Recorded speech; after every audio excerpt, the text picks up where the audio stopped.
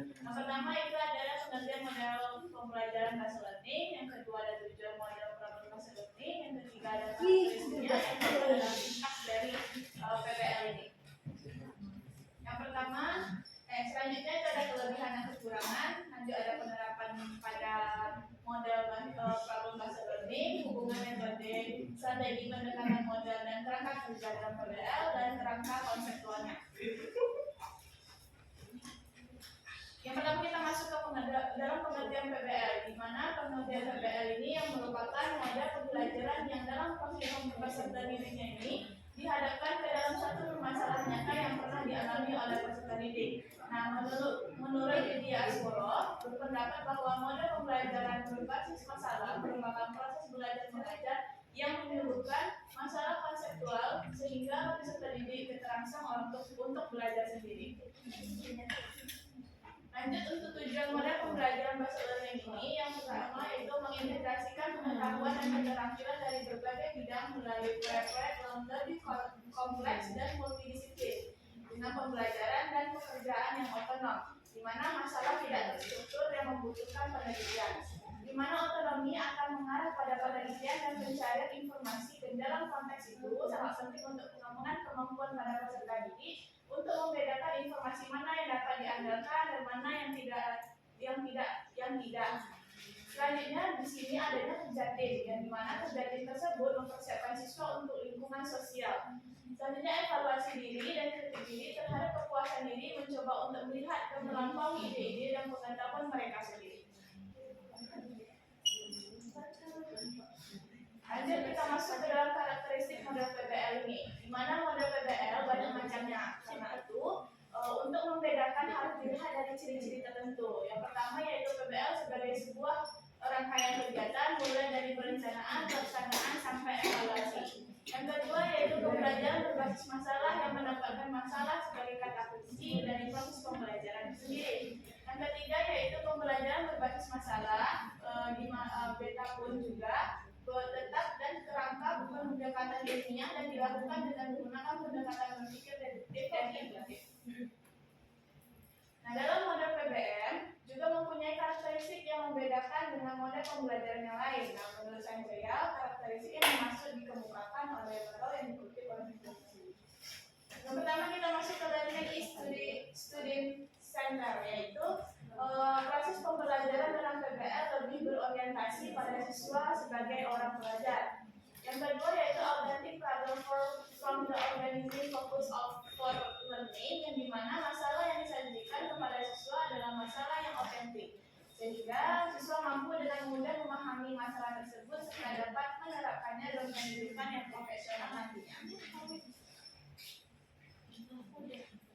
Selanjutnya ada new information is encouraged through self-directed learning, yang dimana bahwa dalam proses pemecahan masalah seringkali siswa belum mengetahui dan memahami semua pengetahuan persyaratannya. Yang ketiga, yang keempat yaitu learning according small group, yang dimana agar terjadi interaksi ilmiah dan tukar pemikiran dan berusaha membangun pengetahuan secara kolaboratif dari satu siswa dengan siswa yang lainnya, dimana akan terciptanya PBM yang dilaksanakan dalam kelompok kecil.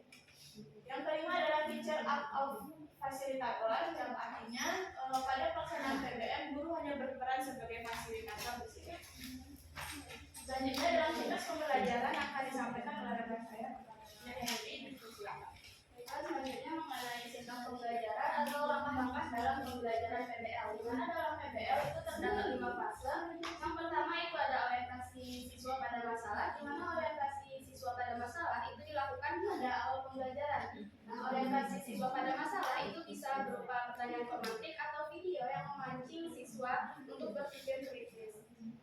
Yang kedua itu mengorganisasikan siswa untuk belajar, di mana mengorganisasi siswa untuk belajar itu bisa dibuat per kelompok dan nanti siswa itu bisa berdiskusi dalam kelompok. Yang ketiga itu membimbing penyelidikan individual maupun kelompok. Nah, di mana tugas guru itu membimbing penyelidikan individual maupun kelompok. Yang keempat itu ada mengembangkan dan menyajikan hasil, di mana mengembangkan dan menyajikan hasil itu bisa kita lihat seperti presentasi PPT atau presentasi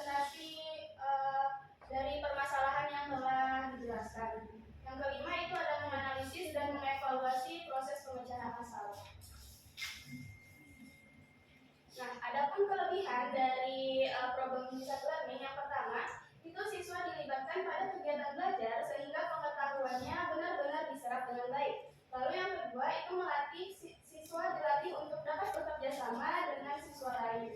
Yang ketiga, siswa dapat memperoleh pemecahan masalah dari berbagai sumber. Lalu yang keempat, siswa didorong untuk memiliki kemampuan memecahkan masalah dalam situasi nyata.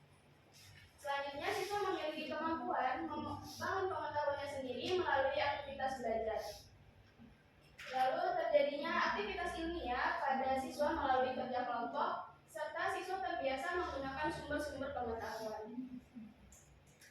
Nah, selain kelebihan, terdapat juga kekurangan dari program self learning itu sendiri. Yang mana untuk siswa yang malas, tujuan dari metode tersebut tidak dapat tercapai. Lalu ada membutuhkan banyak waktu dan dana. Tidak semua mata pelajaran dapat diterapkan dengan metode ini. Dan dalam suatu kelas yang memiliki tingkat keragaman siswa yang tinggi akan terjadi kesulitan dalam pembagian tugas. Lalu PBL kurang cocok untuk diterapkan di sekolah dasar karena masalah kemampuan bekerja dalam kelompok. Selanjutnya, PBL biasanya membutuhkan waktu yang tidak sedikit serta membutuhkan kemampuan guru yang mampu mendorong kerja siswa dalam kelompok secara efektif. Nah, adapun implementasi dari PBL itu sendiri, yang pertama itu orientasi siswa terhadap masalah otentik, mengorganisasikan peserta didik, membimbing penyelidikan individual maupun kelompok, mengembangkan dan menyajikan hasil karya, serta menganalisis dan mengevaluasi proses pemecahan masalah. Nah, ini merupakan kerangka konseptual di mana dari keterampilan abad 21 dan keterampilan proses lain sehingga didapatkan paradigma yang pertama muncul sebagai metode untuk meningkatkan keterampilan berpikir kritis peserta didik dalam menghadapi tantangan revolusi industri 4.0 dari Sutrisno dan kawan-kawan pada tahun 2020. Yang kedua itu ada menekankan pembelajaran berbasis masalah nyata dari Nugraha dan Sari 2019.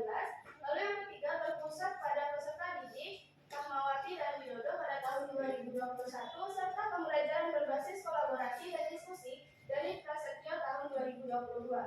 Nah, adapun beberapa pendekatan dalam pembelajaran. Yang pertama itu ada inquiry, PBL, PJBL, discovery, dan gadget. Nah, di sini kami menggunakan pendekatan PJBL sehingga dalam PJBL itu terdapat orientasi siswa pada masalah. Di mana orientasi siswa pada masalah itu menimbulkan prinsip reaksi, sistem sosial, sistem pendukung, dampak instruksional, dan dampak pengiring. Di mana pada prinsip reaksi yang pertama itu guru bertindak sebagai fasilitator, yang kedua peserta didik dituntut aktif, yang ketiga guru mendorong diskusi dan kolaborasi. Nah, untuk sistem sosial yang pertama pembelajaran berbasis kerja kelompok, yang kedua guru hanya memberikan arahan jika diperlukan, yang ketiga diskusi kelompok untuk menggali solusi kreatif, serta yang keempat evaluasi diarahkan secara refleksi. Lalu sistem pendukungnya yang pertama itu ada LMS atau Learning Management System, yang kedua itu ada eksperimen, yang ketiga media interaktif, serta yang keempat kolaborasi dengan lingkungan. Lalu terdapat dampak instruksional yaitu berpikir kritis, pemahaman konseptual, rasa percaya diri, serta belajar mandiri. Dan adapun dampak pengiring yaitu rasa ingin tahu, motivasi belajar, keterampilan sosial, dan kerjasama tim, serta kreativitas memecahkan masalah. Nah, untuk sifat yang kedua yaitu mengorganisasikan peserta didik untuk belajar, di mana prinsip reaksi yang ditimbulkan itu guru membimbing peserta didik melalui kerja kelompok. Lalu guru memberikan arahan terkait kerja kelompok, guru juga memberikan tantangan dan pertanyaan tematik, serta guru memberikan umpan balik. Nah, dalam sistem sosial, menurut Prasetyo Rahmat 2020, terdapat 3 sistem sosial yaitu guru sebagai fasilitator dan motivator, siswa bekerja sama dalam kelompok, serta peserta didik saling berinteraksi dan berbagi informasi. Adapun sistem pendukungnya yaitu LMS, akses ke sumber informasi, media interaktif, serta alat-alat eksperimen. Lalu adapun dampak instruksional yang pertama yaitu keterampilan berpikir kritis, komunikasi, kerjasama tim, dan siswa lebih mandiri dalam mengelola pembelajaran. Adapun dampak pengiringnya yaitu rasa ingin tahu meningkat, keterampilan beradaptasi, serta keterampilan kepemimpinan. Baiklah, selanjutnya saya serahkan kepada untuk pembelajaran selanjutnya akan dijelaskan oleh Amalia pada kasih sebelumnya kepada moderator. Nah, masuk ke bagian kerangka konseptual yang bagian yang ketiga, yaitu tadi yang pertama sudah dijelaskan sama Feby, adanya orientasi siswa pada masalah, yang kedua mengorganisasi siswa, yang ketiga yaitu pembimbing dalam penyelidikan. Nah, untuk paradigmanya dari 1 sampai 5, bagian sintaksnya sama, kemudian untuk keterampilan angka 21 sampai keterampilan sainnya juga sama. Kemudian yang berbeda di sini adalah di sistem sosial, prinsip reaksi, dampak instruksional dan dampak pengiring serta sistem pendukung. Seperti yang rekan-rekan dapat lihat di sini. Nah, sistem sosial yang pertama yaitu adanya kolaboratif dan interaktif. Yang ketiga diskusi dan argumentasi ilmiah. Prinsip reaksinya yaitu guru bertindak sebagai fasilitator. Yang kedua memberikan dukungan bertahap terhadap peserta didik. Kemudian dampak instruksionalnya, berpikir kritis, kemandirian belajar, dan pemecahan masalah. Kemudian dampak pengiringnya, yaitu adanya kolaborasi dan komunikasi antara siswa dan pendidik. Kemudian dengan sistem pendukung alat dan sumber belajar. Nah, untuk yang bagian keempat yaitu adalah mengembangkan dan menyajikan hasil karya. Artinya di sini peserta didik diminta untuk melakukan presentasi. Nah, yang pertama sistem sosial yang diharapkan dari sintaks PBL yang keempat ini adalah guru bertindak sebagai fasilitator. Yang kedua, peserta didik bekerja dalam tim. Yang ketiga, peserta didik berkolaborasi dan mempresentasikan hasil karya. Yang keempat, lingkungan belajar yang mendukung kreativitas dan inovasi. Kemudian prinsip reaksi yang diperoleh dari sistem sosial. Pertama, guru memberikan bimbingan.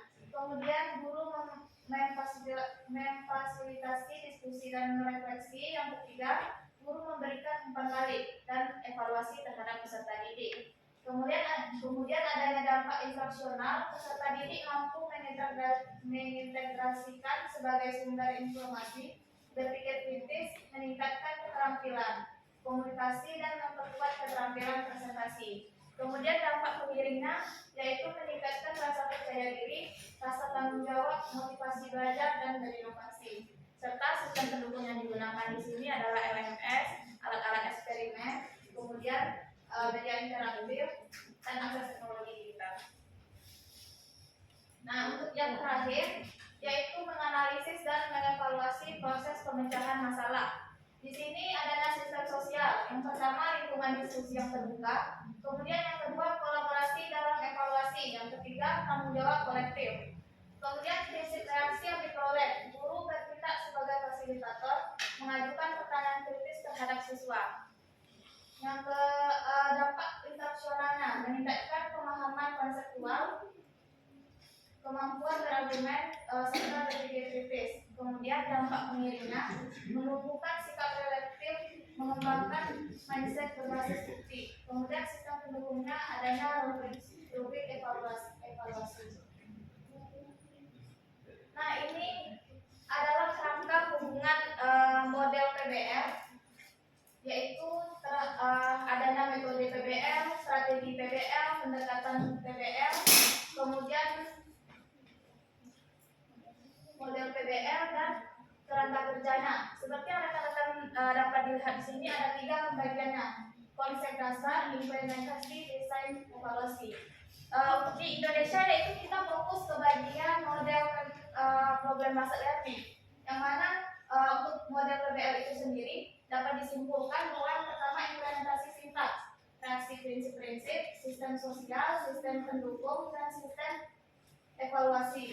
Adanya dampak instruksional dan dampak pengiring seperti yang ada dijelaskan di paradigma yang sebelumnya. Kemudian untuk yang di metode, strategi, pendekatan dan kerangka kerja dapat rekan-rekan lihat itu mungkin dapat diterapkan di berbagai negara. Nah, konsep implementasinya yaitu diskusi, problem solving. Untuk yang metode, strategi, identifikasi masalah, eksplorasi, informasi, kolaborasi kelompok, presentasi hasil dan evaluasi. Sedangkan untuk pendekatan menekankan siswa lebih melalui analisis masalah, problem solving, eksplorasi dan partisipasi aktif peserta didik. Kemudian yang untuk model-model yaitu sintaksnya yaitu identifikasi masalah, perencanaan, pelaksanaan dan evaluasi. Setiap tahap dirancang untuk melibatkan siswa secara aktif dalam proses. Kemudian kerangka kerja. Nah, kerangka kerja dari PBL-nya yaitu bersifat fleksibel. Desain evaluasinya di bagian metode, strategi pendekatan, dan kerangka kerjanya tidak ada. Kemudian di model itu ada efek langsung dan efek tidak langsung. Mungkin sekian materi dari saya kembalikan ke moderator. Baik, sekian presentasi dari kelompok 2 mengenai tentang PBL. Sesi selanjutnya yaitu kritik dan saran. Apakah teman-teman ada yang kritik dan saran dari kelompok 2?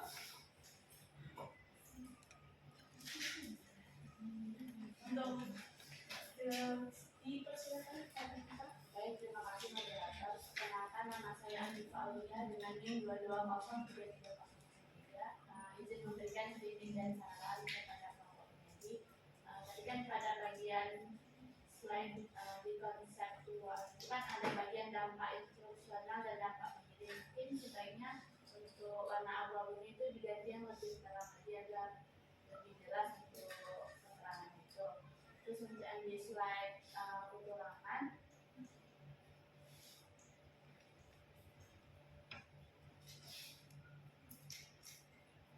mungkin sebaiknya jika yang pertama itu kekurangannya itu apa, kayak dikasih konten itu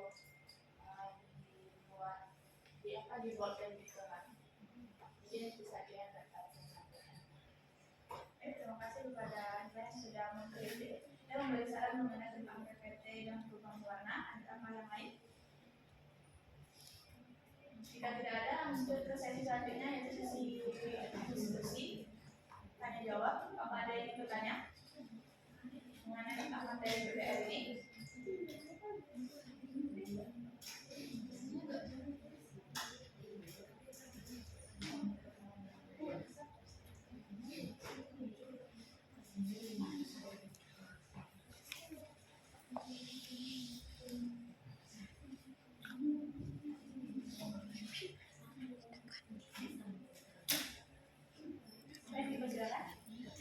Baik, sebelumnya terima kasih kepada Bapak yang telah berupaya untuk menjelaskan materi mengenai model PBL, di mana tadi kelompok penyaji telah menjelaskan di bagian awal, di mana PBL ini merupakan pembelajaran yang dalam prosesnya yaitu peserta didik dihadapkan ke dalam suatu permasalahan yang nyata yang dialami oleh peserta didik. Kemudian di sini saya ingin bertanya, bagaimana model PBL ini dapat mempengaruhi pemahaman peserta didik atau pemahaman kritis peserta didik terhadap konsep-konsep fisika yang abstrak. Contohnya konsep-konsep fisika dalam yang abstrak itu contohnya seperti gelombang cahaya. Mungkin hanya itu pertanyaan dari saya kembalikan kepada mereka. Terima kasih kepada penanya yang sudah menanyakan mengenai tentang bagaimana penerapan PBL pada fisika yang bersifat materi abstrak. Apakah ada yang ingin bertanya lagi? Kepada dia, silakan. Terima kasih moderator. Sebelumnya tadi kelompok 2 sudah menjelaskan tentang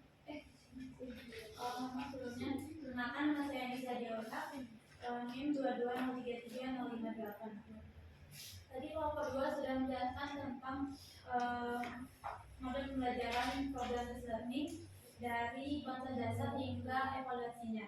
Nah, pertanyaan saya kali ini tentang kriteria keberhasilan dari problem-based learning ini sendiri. Bagaimana mengukur keberhasilan pembelajaran dengan metode PBL ini? Apakah dengan hasil akademik saya cukup atau ada kriteria penilaian lainnya? Sekian pertanyaan dari saya. Kembalikan.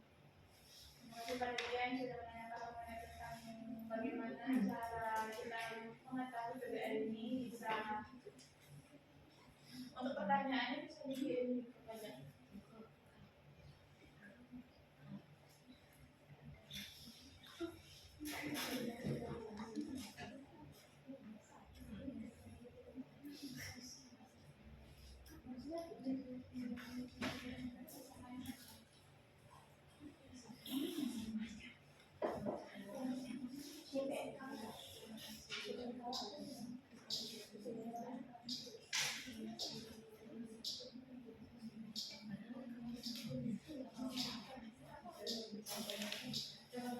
Baik,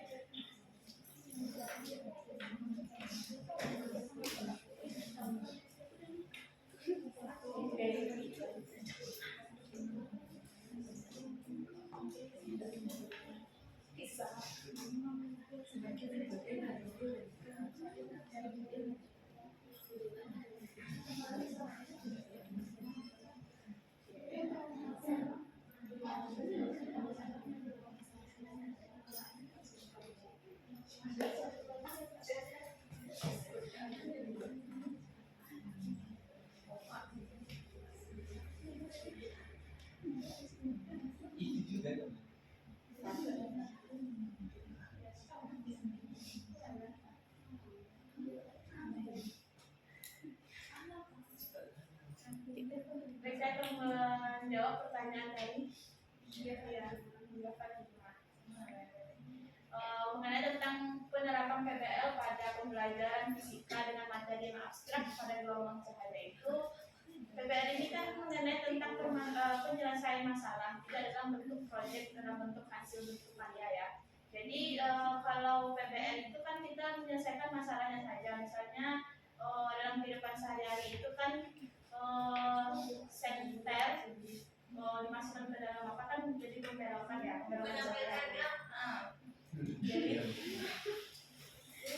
jadi dalam bentuk permasalahan itu kan kita kasihlah pertanyaan pemantik gitu. Kenapa saya tersebut belok? Kenapa dia seperti ini? Kenapa dia nggak lurus? Kenapa dia seperti itu gitu kan?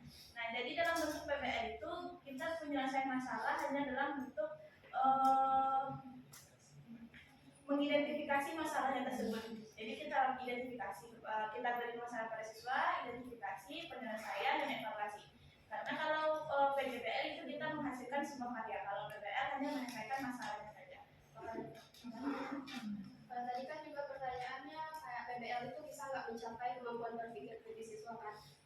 Jadi dalam PBL itu juga bisa mencapai kemampuan kritis siswa. Kenapa? Karena kan misalnya guru tuh memberikan pertanyaan pemantik mengenai misalnya gelombang tadi kan. Nah jadi dari sana tuh siswa bisa berpikir kritis. Oh iya ya kok bisa kayak gini dari mana ini? Sehingga itu memicu keterampilan berpikir kritis siswa. Itulah mengapa dengan adanya model PBL itu dapat meningkatkan keterampilan berpikir kritis siswa. Dan masalah yang diambil pun biasanya itu dalam kehidupan sehari-hari, dan mungkin untuk anak SMA itu permasalahannya lebih kompleks. Jadi pertanyaan pemantiknya itu lebih kompleks. Jadi emang diharuskan mereka itu untuk berpikir kritis. Mungkin ada tambahan? Saya kembalikan kepada dia. Ada lagi yang Baik, terima kasih kepada kelompok penyanyi. Saya merasa cukup akan jawaban yang diberikan. Terima kasih. Assalamualaikum warahmatullahi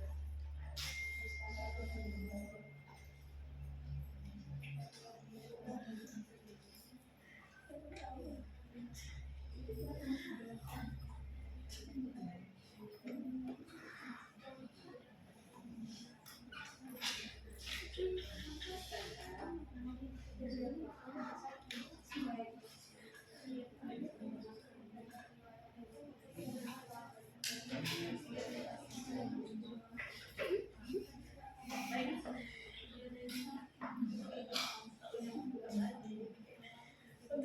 pertanyaan dia akan dijawab oleh Ahmadiyah Tasabila pada Ahmadiyah dipersilakan. Baik, sebelumnya menjawab untuk kriteria bagian sifat dalam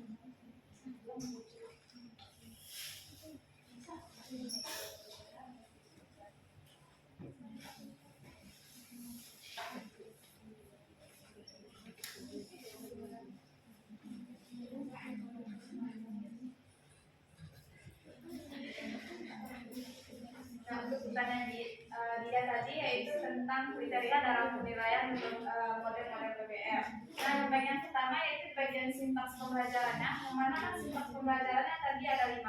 Nah, yang pertama orientasi siswa pada masalah, yang kedua mengorganisasi siswa, yang ketiga membimbing penyelidikan, yang keempat mengembangkan menyajikan hasil, yang keempat menganalisis dan mengevaluasi. Nah, di sini untuk bagian kriteria penilaiannya yaitu dimulai dari fase yang pertama, yaitu fase 1, kemudian fase kedua, fase ketiga, fase keempat, dan fase kelima. Setiap peserta didik itu akan dinilai bagaimana sistem kerjanya, kolaborasinya dalam kelompok, kemudian komunikasinya terhadap lingkungan, kemudian yang sosial tadi, kemudian itu sesuai dengan yang ada di kerangka konseptual, dan juga yang terakhir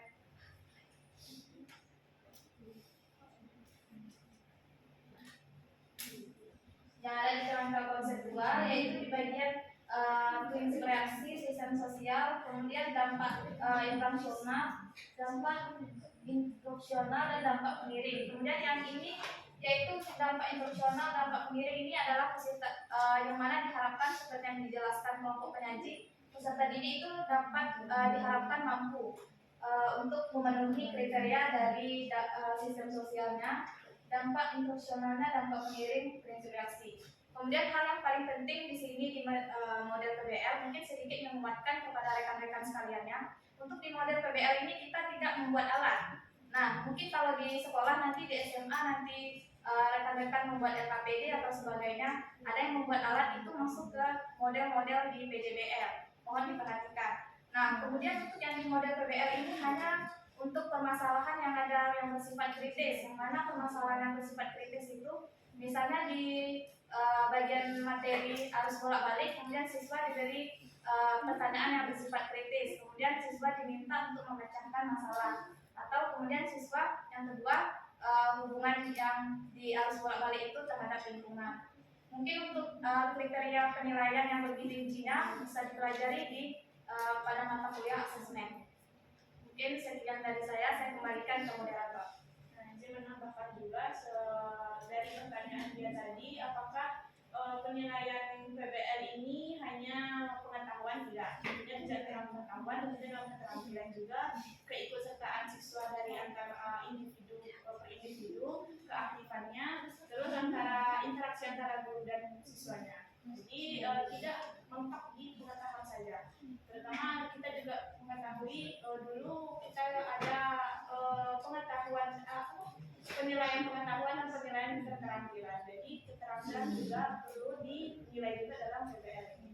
Sekian jawaban dari kelompok 2, maka dia ada kurangan jawabannya. Baik, terima kasih kepada kelompok 2 yang sudah menjawab pertanyaan tadi. Saya benar dan memahami. Terima kasih kepada dia. Adakah ada pertanyaan lagi? Jika tidak ada, kami tutup presentasi dari kelompok 2 mengenai